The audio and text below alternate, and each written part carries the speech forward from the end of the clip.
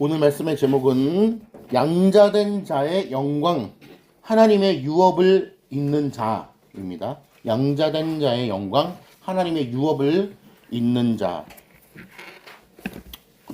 웨스트민스터 제11장의 내용을 가지고 하나님 말씀을 나누게 될 것입니다. 11장은 1항밖에 없습니다. 그래서 다른 장들은 1항에서 5항, 6항까지 있고 그랬는데 이 양자됨의 내용은 1항밖에 없다는 사실. 그러나 1항밖에 없다고 해서 혹은 글씨의 수가 적다고 해서 그 내용이 부족하다 혹은 중요하지 않다라고 오해하시면 안 되고요.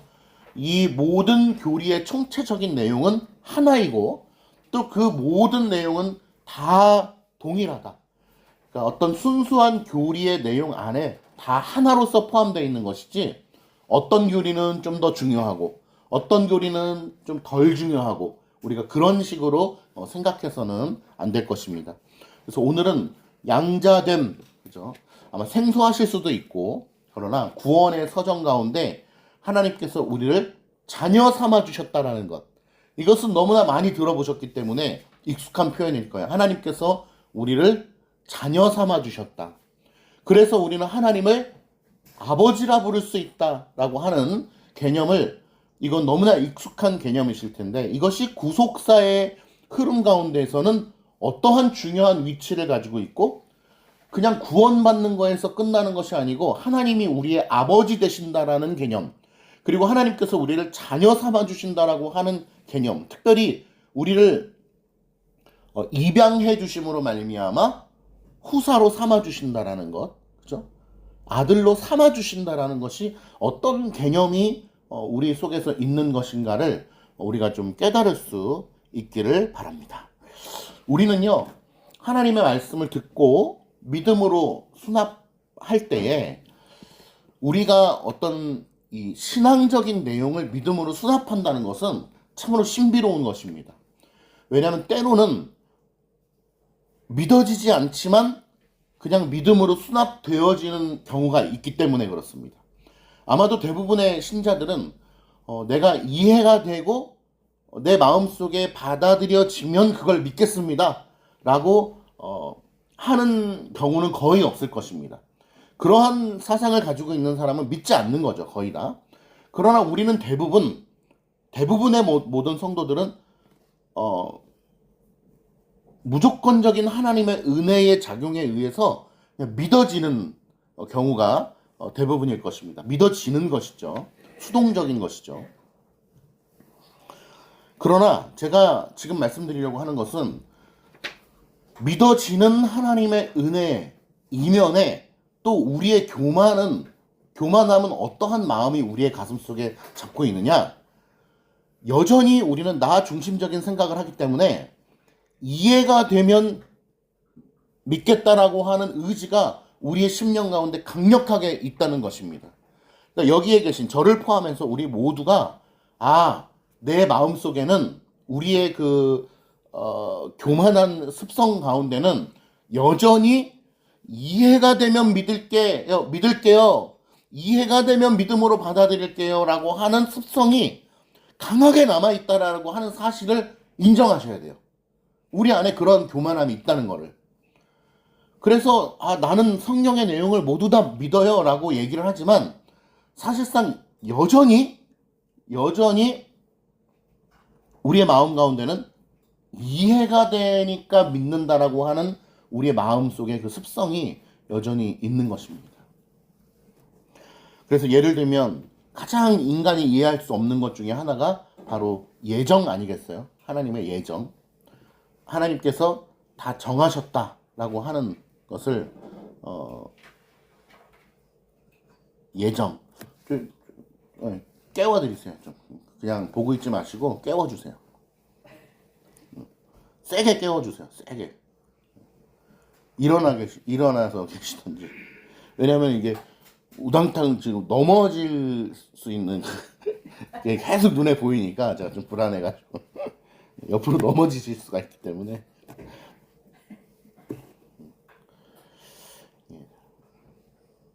저도 참 이 신앙생활 하면서 많은 시간을 참 졸았던 그런 생각이 많이 드는데요. 인간의 힘으로 참 깨어날 수가 없습니다. 우리 연약한 존재이기 때문에 이게 참 인간의 본성이 그렇습니다. 설교하기 때문에 제가 깨어 있는 거지. 저도 앉아 있으면 자신 없습니다. 그러니까 깨어 있는 게 대단한 겁니다. 깨어 있는 게 하나님의 은혜고. 그래서 제가 말씀드리려고 하는 것은요. 우리가 그렇게 다짐하기를 원하는 거예요. 하나님 앞에 서 있는 거잖아요. 우리가 지금 하나님 앞에서 말씀 듣는 거잖아요.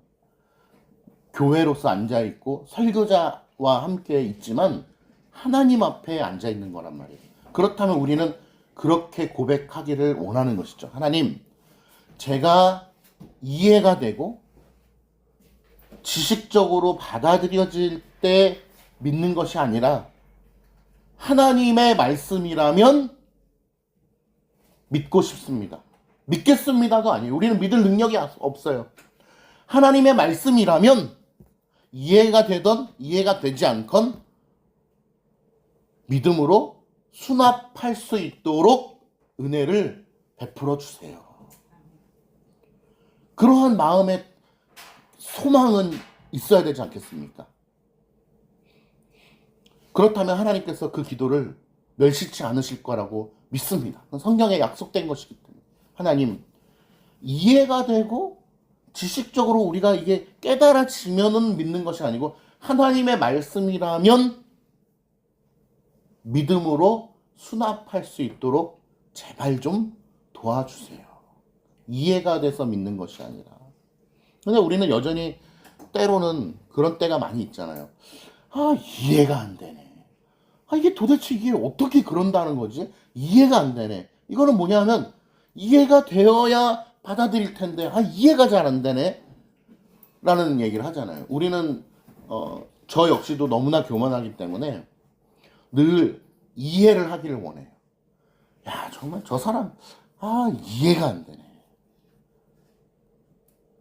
근데 저도 뭐 늘 부족하지만 그런 마음을 가져야 되거든요. 내가 어떻게 이해할 수 있겠어? 이해할 수가 없어요. 우리 상대방을. 이 세상에 돌아가는 거, 우주 천체에서 지구가 자전하고 공전하는 걸 어떻게 이해하겠습니까? 일주일마다 이렇게 새로운 풀들이 자라나는 모습을 우리가 어떻게 이해할 수 있겠습니까? 자연스럽게 받아들일 뿐이죠. 하나님의 말씀이라면 받아들일 수 있는 믿음을 허락해 주시기를 간절히 소망하는 것입니다. 구원의 서정에 이렇게 쫙 순서를 보면요. 예정부터 출발해서 소명, 불러주시고. 그러니까 여기에 계신 분들은 모두 다 소명의 단계를 이미 지난 것이죠. 하나님께서 불러주셨고 또 불러주셨을 뿐만 아니라 매주마다 설교자의 입술을 통해서 하나님의 말씀을 통하여 오늘도 또 우리를 불러주시는 거거든요. 그러니까 지속적으로 또 불러주시기도 하고 또 근본적으로 불러주셨고 말씀을 통하여 우리가 듣고 있기 때문에 하나님께서는 이미 그 단계가 지나갔죠. 그리고 뭐 소중, 회칭, 양성령 해서 칭의, 거듭남 하나님께서 유효하게 부르신 자들을 다 그 과정을 통하여 우리를 인도해 주시는 건데 그 모든 과정은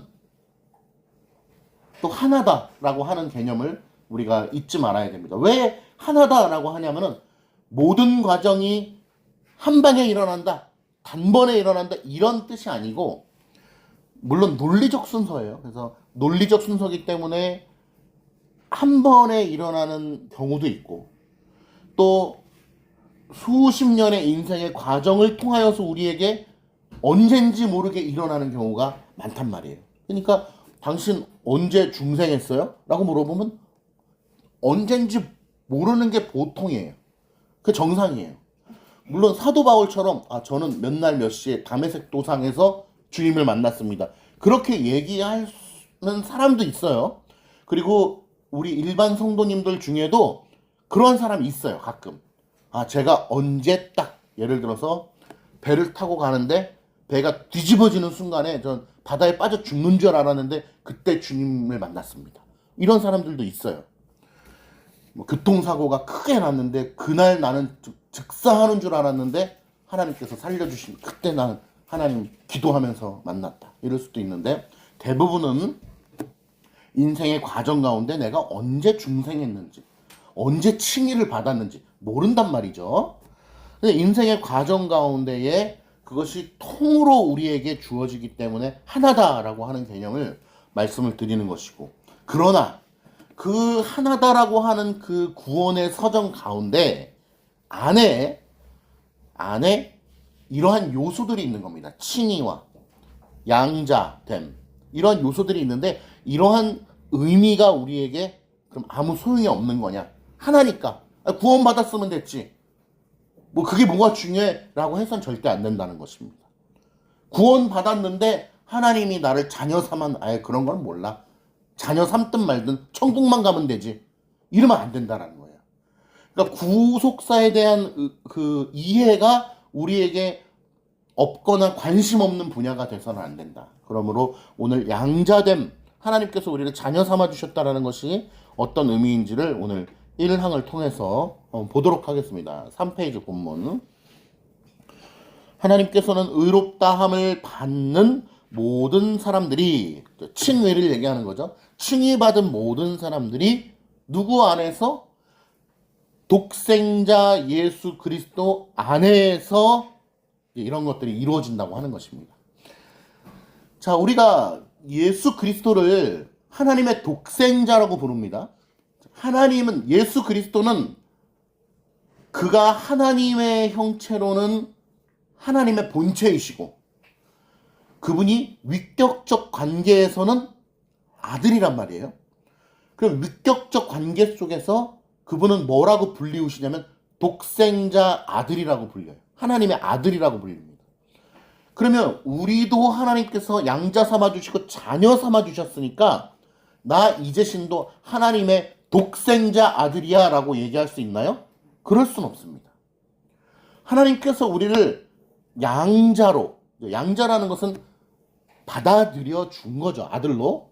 양자로 받아들여 준 것은 독생자 아들이라고 얘기하지 않습니다. 그래서 예수 그리스도의 독특하시고 하나님으로서의 또 동시에 인간으로서의 중보자 역할을 하시는 그 그리스도는 하나님의 독생자 아드님이시지만 우리를 독생자라고 하진 않는다. 나를, 인간을. 그래서 어떤 현대 신학에서는요, 그리스도나 나나 동일시 여기는 경우가 많아요. 요즘에는. 그래서 예를 들면 뭐 별로 안 좋아하는 그런 노래가 될 수 있지만, 물론 그리스도께서 우리를 친구라고 말씀해 주셨어요. 친구라고 말씀해 주신 성경 구절이 있지만, 주님하고 나하고 친구야. 그러니까 똑같아. 동격이야. 이런 식으로 받아들여서는 안 된다는 거죠. 그리스도는 하나님이심과 동시에 그리스도이시고 하나님이시면서 동시에 그리스도로서는 인간의 대표이신 거죠. 그래서 그리스도 안에서 우리가 구원받는 것이고 그리스도 안에서 양자되는 것이고 그리스도 안에서 칭의받는 거예요. 그러니까 그 하나님의 아들 예수님 없이 우리를 그냥 다 구원할 수 있지 않냐? 전능하니까 이게 그럴 수 없는 것이죠. 그러니까 능력이 없어서 그럴 수 없다는 것이 아니고 논리적으로 그렇게 할 수가 없는 것입니다. 그리스도께서 우리를 구원하시는 것이고 그리스도 안에서 구원받는 것이고 그리스도 안에서 양자되는 것이고, 왜냐하면 그리스도가 우리의 인류의 대표이시기 때문에. 그리고 그를 위하여 양자됨의 은혜에 참여하는 자들이 되는 것을 허락하신다. 그리스도 안에서, 그리스도 때문에, 그리스도의 속량으로, 그리스도가 하나님의 아드님이심과 아드님이시기 때문에 우리가 양자됨의 은혜를 받을 수가 있는 것입니다. 오늘 요한복음 1장 12절에 읽은 것처럼 영접하는 자 곧 그 이름을 믿는 자들에게는 하나님의 자녀가 되는 권세를 줬다라고 얘기해요. 하나님의 자녀가 되는 권세. 물론 우리는 교리적 배경 지식이 있기 때문에 1장 12절만 딱 떼어서 보면 어떻습니까? 아, 영접하는 자, 곧 그 이름을 믿는 자에게는 믿는 자들은 다 하나님의 자녀가 되는구나 라고 생각할 수 있지만 우리는 어떻습니까? 하나님의 택정함을 입은 믿는 자들을 얘기하는 거죠. 하나님의 예정하심과 유효한 부르심이 없이는 믿을 수가 없기 때문에 그런 거예요. 하나님의 택정하심 가운데 있는 자만 믿게 되는 겁니다. 참된 믿음 가운데 나가는 것이죠.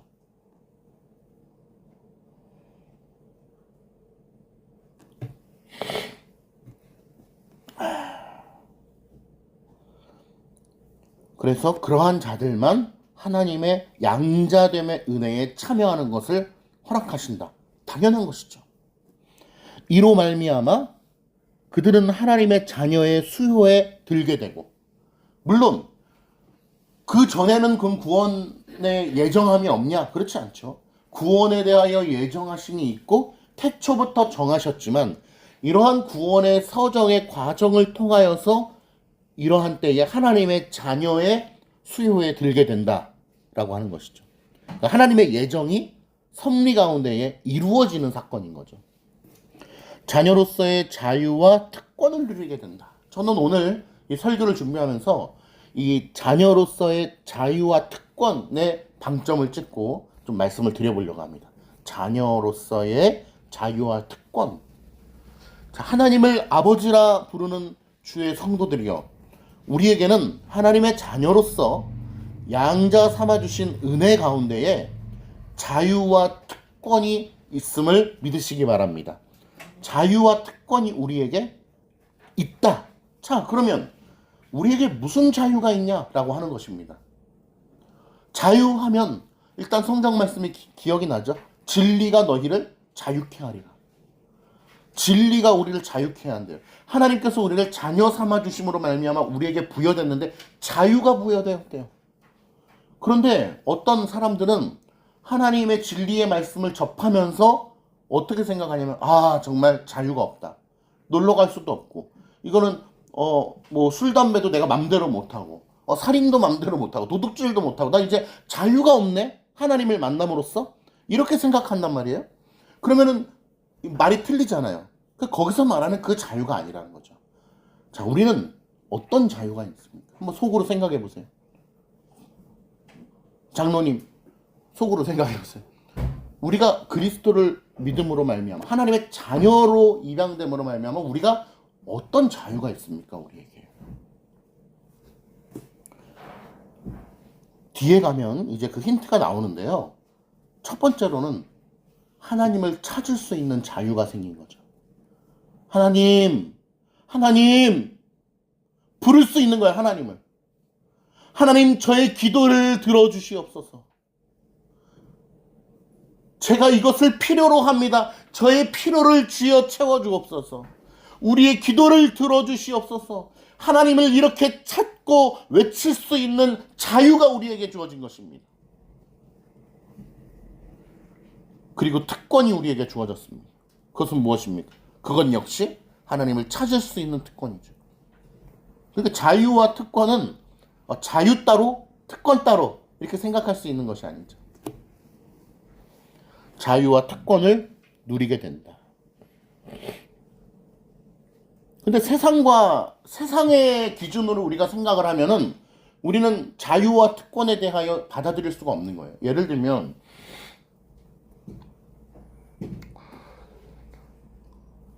성경에서 고난이라고 하면 대표적으로 우리가 욥을 떠올릴 수가 있잖아요. 고난받은 사람. 근데 욥은 고난받기 전에 하나님이 뭐라고 얘기해 주셨냐면 그는 의인이라고 그랬어요. 의롭다 칭함을 받았고 그는 의인이에요. 하나님의 사람이에요. 그런데 사탄의 참소와 하나님의 예정과 허락하심으로 그가 고난을 받게 되었습니다. 어떤 고난을 받았는지 다 아실 거예요. 온 가족이 다 죽었습니다. 자식들이 다 죽었습니다. 자기는 말할 수 없는 피부병으로 고통 가운데 있습니다. 그러한 인간으로서는 감당할 수 없는 그런 고난 가운데에 있는 욥. 그에게 자유와 특권이 상실되었습니까? 라고 묻는다면 어떻게 대답하시겠습니까? 아, 자식도 다 죽고 가족들이 다 죽어나가고 몹쓸 병에 걸려가지고 정말 기왓장으로 자기 몸을 하루 종일 긁고 있을 수밖에 없고 피와 진물이 나는 그 피부 속에서 고통의 신음을 하고 있을 수밖에 없는 욥에게 자유와 특권이 상실되었냐는 것입니다. 우리는 이 역시도 하나님의 크신 은혜 가운데 욥에게 자유와 특권이 결코 상실되지 않았다라는 사실을 알고 있을 것입니다. 그러나 감정적으로는 받아들이기가 힘들 거죠. 우리에게 실제로 그러한 상황이 온다면 마치 우리는 자유와 특권을 진리로부터 누리는 자유와 특권을 마치 상실한 것처럼 우리는 울부짖을 것이기 때문에 그렇습니다. 그러나 욥은 그러지 않았습니다. 자기에게 자유와 진리 안에서의 자유와 참된 성도로서의 특권을 상실한 것처럼 행동하지 않았습니다. 왜? 그는 지극히 크신 상급 대신 하나님을 잃지 않았다는 것을 알고 있었기 때문입니다. 그러므로 진리 안에서의 자유와 성도의 특권을 이해하는 데 있어서도 창세기 15장 1절에 지극히 크신 상급 대신 하나님이 우리의 유업이 되신다라는 사실을 인지하지 못하면 우리는 고난 가운데 나는 특권을 잃었어. 하나님이 나를 버렸어. 나는 내 신앙생활은 끝났어 라고 생각하게 되는 경향이 있는 것입니다. 그러니까 우리는 뒤에 가면 나오지만 하나님의 유업을 받은 자, 하나님의 기업을 받은 자, 하나님의 은혜를 받은 자라고 하는 개념이 도대체 무엇인가를 잘 새겨야 되는 거예요. 그러나 이 세상의 기준으로 연결되면 어떻습니까? 욥은 망한 자예요. 우리 요즘 애들 말로, 채훈이 말로 망했어요. 아빠 망했어요. 욥은 망한 자예요. 세상의 기준으로는. 모든 걸 다 잃었기 때문에. 그러나 하나님을 얻은 자는 그렇지 않다는 사실을 아는 것입니다. 그 다음에 읽어볼게요. 자유와 특권을 누리게 된다. 그 다음 또한 그들 위에 하나님의 이름이 기록되게 되며 하나님의 이름이 기록된다. 그렇죠. 구원받았으니까. 그들은 양자의 영을 받으며 양자의 영이라고 하는 것은 이제 뭐 다른 영이 있는 것이 아니고 성령으로 말미암아 양자됨의 은혜를 입었다라는 뜻입니다. 양자됨의 은혜를 입었다. 어떤 사람들은 뭐 또 다른 영이 있는 거 아니냐? 그런데 그런 것이 아니고요. 많은 사람들이 우리는 이분설이잖아요. 기독교는. 그래서 인간의 육신과 영혼 이분설입니다. 근데 많은 사람들이 영혼 육 3분설을 주장하는 경우가 있죠. 왜냐하면 동물들을 보면서 딱 그런 얘기를 하는 거예요. 동물들에게도 혼이 있지 않냐 이렇게 얘기를 하는데 3분설로 가게 되면 결국 어떤 위험성에 빠지게 되냐면 결국 요즘 드라마처럼 동물도 구원받을 수 있지 않겠냐라고 하는 의미로 가게 되는 것입니다. 그거는 인간의 본성이에요. 왜냐하면 강아지를 사랑할수록 천국에 같이 가고 싶잖아요.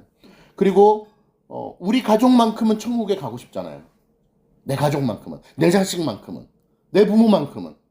우리의 생각이죠.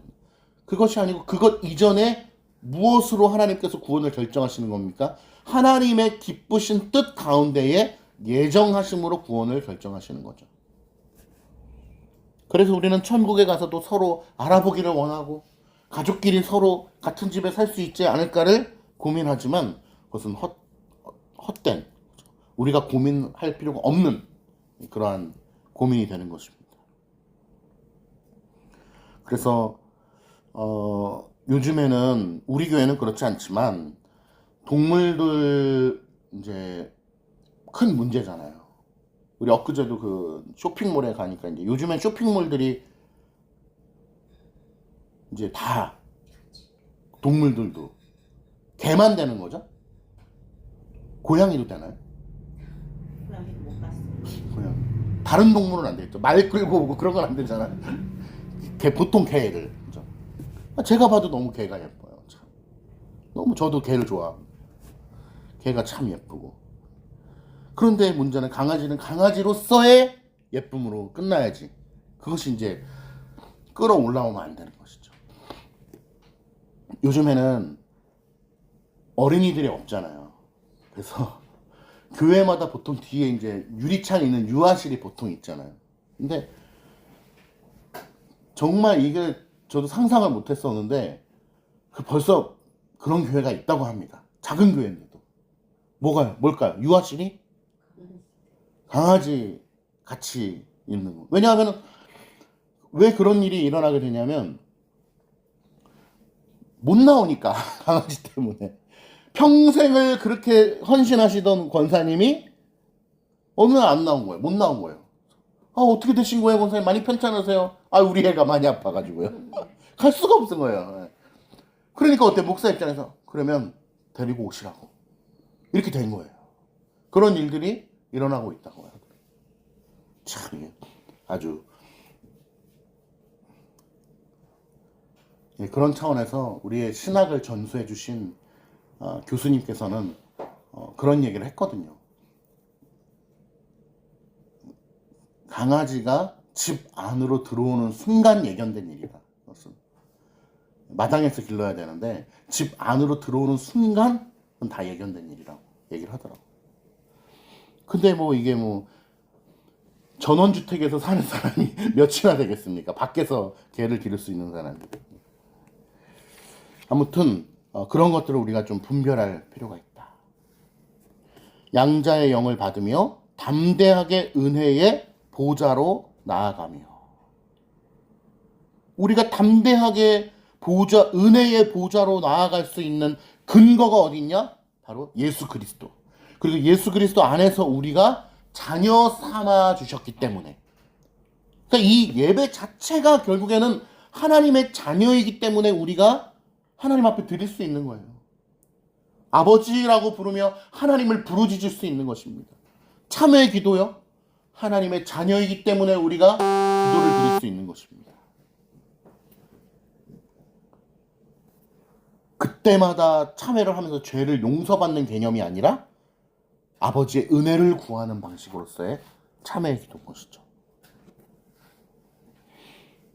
은혜의 보좌로 나아가며 아바 아버지라 부를 수가 있으며. 아바 아버지라. 아바는 요게 아람어죠. 아람어. 그러니까 아람어와 그에 대한 해석이 같이 붙어 있는 거예요. 그러니까 사실상 그냥 아버지라고 부를 수가 있으며 이렇게 하면 되죠. 아람어가 이제 아버지라는 발음이 아바라고 부르는 거죠. 아바 아버지라 부를 수 있으며 불쌍히 여김을 받으며. 우리가 성도로서 하나님 앞에 불쌍히 여김을 받는다라는 것이 얼마나 대단한 것입니까? 저는 그런 기도를 자주 하는데, 하나님 불쌍히 여겨 주시옵소서. 너무 내 처지가 비참하고 내 처지가 너무나 이 벌레와 같기 때문에, 오늘 성경 말씀에도 나왔지만 벌레와 같기 때문에 정말 하나님께서 불쌍히 여겨주시지 않으면은 갈 수가 없는 거예요. 그런데 하나님께서 누구를 불쌍히 여겨줍니까? 그냥 구원했으니까 불쌍히 여겨준다? 그 개념이 아니에요. 내 자식으로서 불쌍히 여기는 거예요. 여기 다 자녀 기르시지만 내 자식으로서 불쌍히 여긴다라는 것이 단순히 동정한다는 뜻입니까? 그게 아니에요. 길거리에 그냥 거지를 우리가 동정하는 그런 차원이 아니에요. 내 자식을 불쌍히 여긴다라는 것은 정말 한없는 사랑으로 그를 보듬는 것이죠. 잘되게 하기 위함이죠. 그를 교훈하기 위함이죠. 그를 바르게 서기 위함이죠. 서게 하기 위함이죠. 보호를 받으며 필요한 것을 공급받으며. 다 무엇입니까? 부모가 자식에게 해주는 것들이에요. 필요한 것을 공급받으며 중요한 말이 나왔어요. 육신의 아버지에게 징계를 받는 것처럼 징계를 받대. 육신의 아버지에게 징계를 받는 것처럼 징계를 받는데요. 하나님께서 우리를 징계하신대요. 믿음으로 수납하시기를 바랍니다. 하나님, 저희들에게 불쌍히 여겨 주옵소서. 하나님, 저희를 보호해 주옵소서. 하나님 필요한 것을 공급하여 주시옵소서. 하나님, 우리가 육신의 아버지에게 징계를 받는 것처럼 저희를 징계하여 주시옵소서. 주여, 저희를 버리지 말아 주시옵소서. 그런데 우리는 필요한 것을 공급받는 것에 대해서는 좋아하지만 징계는 싫어하죠. 하나님 말씀으로 저희들을 권면하여 주옵소서. 징계하여 주옵소서. 권징이죠. 권면과 징계. 그래서 하나님께서는 하늘의 권위를 교회에 맡겨주셔서 성도들로 하여금 권징을 할 수 있게 해주셨죠. 권면과 징계. 교회에서 권면과 징계를 받는 것은 참으로 복된 것입니다. 왜? 그러지 않으면 그 필터링에 이제 지나가게 되면 어떻게 됩니까? 하나님의 징계를 받게 되는 거예요. 여러분, 하나님의 징계를 직접 받는 게 좋으시겠어요? 아니면 교회에서 1차적으로 목회자를 통하여, 당회를 통하여 징계를 받는 게 좋으시겠어요? 빨리 돌이키는 게 가장 사는 길이죠. 의사한테도 빨리 가는 게 사는 길이고, 하나님 말씀 가운데서도 빨리 돌이키는 게 사는 길이에요. 그런데 그것이 무엇인지 몰라요. 관심이 없어. 견책, 징계, 권면 필요 없어. 내가 하고 싶은 대로 하는 거야. 그러면 그가 하나님께 택함을 받은 자라면 하나님께서 징계를 하시는 겁니다. 택함을 받은 자가 아니라면 어떻게 됩니까? 로마서 1장 말씀대로 내버려 둠을 당하는 것입니다. 가장 큰 유기자의 징계, 내버려 두는 것입니다. 자기들의 옳은 대로 행하는 것을 내버려 두는 것입니다. 그러나 가장 큰 사랑은 무엇입니까? 하나님의 택한 자의 대상으로 징계를 해주시는 거죠. 깨닫도록. 징계는 벌을 주기 위해서 하는 것이 아니라 깨닫도록 하는 것이죠. 돌아오게끔 하는 것입니다. 그러나 그 다음 말이 우리에게 희망이죠. 결코 버림을 받지 않는다. 왜? 자식이기 때문에. 결코 버림을 받지 않는다. 언제까지? 끝날까지. 천국의 영화로운 날을 보게 될 때까지.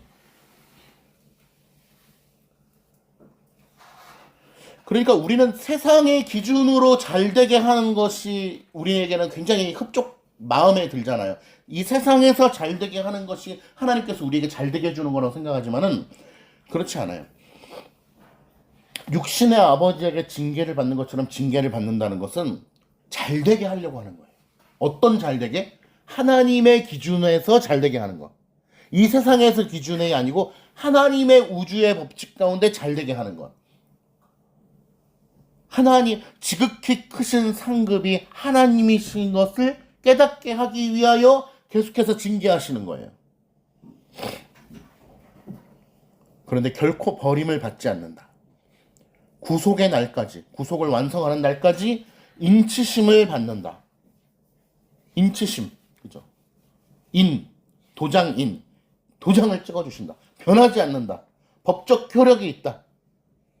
중간에 버려지거나 중간에 탈락되거나 중간에 지옥 가거나 그런 것이 아니고 하나님의 온전하신 붙드심 가운데 가는 겁니다. 택자들은. 그러니 이게 영원한 은혜죠. 완전한 은혜죠. 구속의 날까지 인치심을 받는다. 그 다음에 약속들을 기업으로 받는. 자, 이거 아주 중요한 말입니다. 두 번째 방점입니다. 오늘. 약속들. 하나님께서 우리에게 무엇을 약속해 주셨습니까?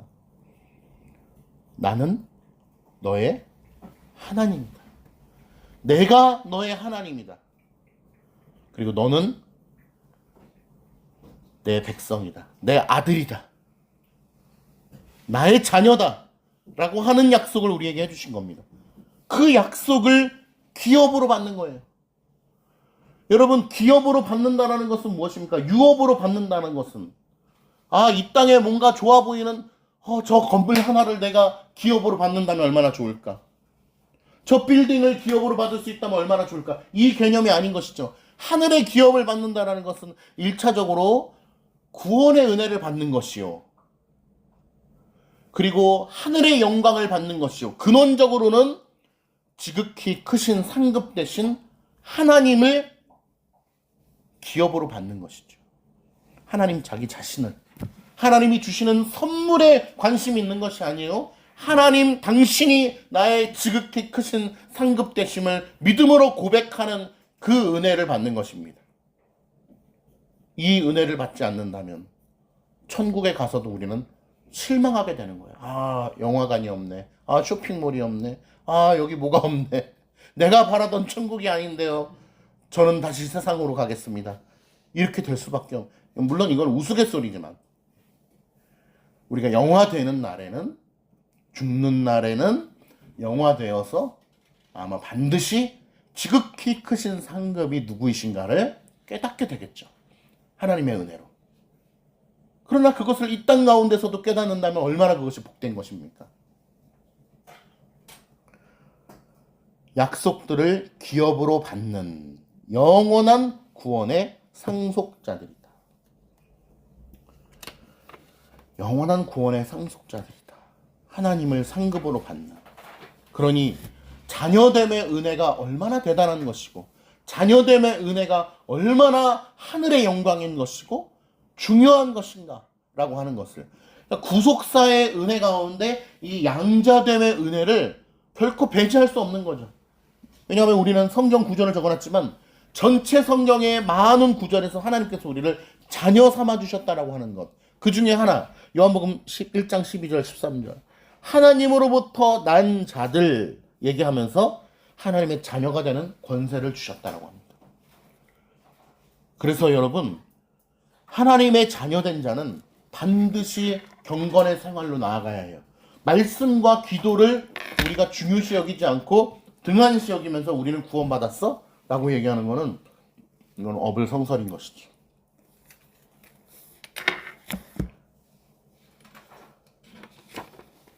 그래서 페이퍼 5번 6페이지에 5번에 가보시면요, 양자됨은 끝까지 보존되는 은혜이며 신자의 삶 전반에 영향을 미친다. 하나님께서는 양자된 자들을 불쌍히 여기시고 보호하시며 사랑 가운데 연단하시고 끝까지 지키신다. 그러니까 하나님은 사랑이시다 라는 말을 우리가 좋아하지만 하나님은 공의의 하나님이시요 동시에 사랑의 하나님이시죠. 사랑은 반드시 징계를 수반한다는 사실을 알아야 됩니다. 우리는 감히 하나님 앞에 그렇게 기도할 수 있는 믿음의 소유자들이 되기를 바랍니다. 하나님, 말씀으로 저희를 교훈하여 주시고 견책하여 주시고 징계하여 주옵소서. 제가 조금이라도 하나님의 말씀에 법도에 어긋난다면, 교만하다면, 세상의 기준으로 세상의 방식으로 살아가기를 기뻐하는 자가 된다면 주여 말씀으로 저를 채찍질하여 주옵소서. 자녀를 채찍으로 징계하라는 잠언의 말씀이 있잖아요. 근데 그걸 문자적으로 또 받아들여서 채찍으로 자녀를 때리면 안 되겠죠. 말씀으로 엄하게 교훈해야 되는 것입니다. 하나님께서는 육신의 아비가 우리에게 그렇게 해 주시듯이 하나님께서는 저희들에게 말씀으로 엄하게 꾸짖어 주시기를 원하시는 것입니다. 다만 그것은 우리를 잘되게 하기 위함이요 돌아오게 하기 위함이요 끝까지 지키시기 위함이다. 이 신분의 영광은 우리가 천국 가는 날까지 지속이 되는 것입니다. 양자됨은 단순한 한 시점의 사건이 아니라 하나님의 지속적인 사랑과 징계와 인도하심, 영화에 이르기까지 우리에게 인도해 주시는 과정인 것입니다. 그 밑에 말씀 나와 있죠. 히브리서 12장 6절 7절 함께 읽어보겠습니다. 시작. 주께서 그 사랑하시는 자를 징계하시고 아들마다 채찍질 하심이니라. 하나님의 양자됨의 은혜가 우리에게 임한 줄 믿고 또 마땅히 구원받은 성도로서의 하나님 앞에 영광을 올려드리는 우리 모두가 되기를 바랍니다. 기도하겠습니다.